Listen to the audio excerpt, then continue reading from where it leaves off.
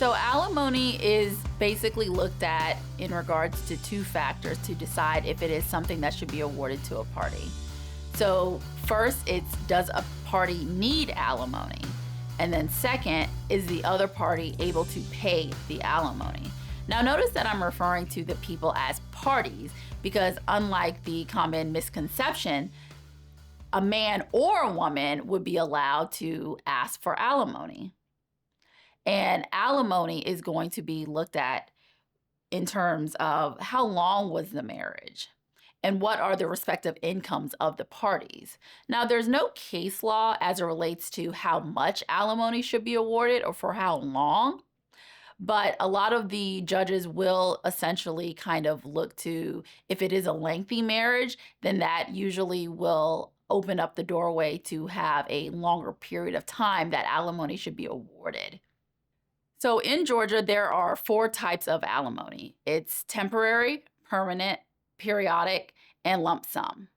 So temporary alimony is essentially alimony that's awarded for just a set amount of time and then it terminates.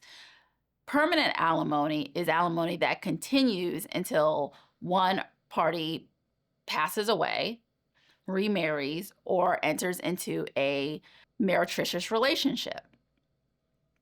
Then there is also lump sum alimony, which may be a large figure that is paid out at once, or there is also the periodic alimony, which would be different increments that may be paid perhaps monthly over a period of time. It could be paid bi-weekly.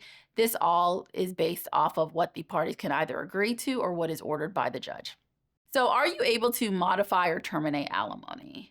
So you can. A lot of times when alimony is negotiated, the parties do try to put in clauses that it is not modifiable. But if you agree to not put that in there, you would be able to petition the court to modify alimony.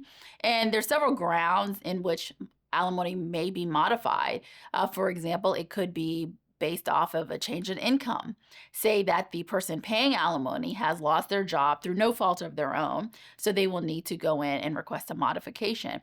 Or it could be that one party has remarried and the party that remarried is the one that was awarded alimony. This is usually a grounds for termination of alimony, and that could be also another grounds to go in and modify to terminate that alimony obligation.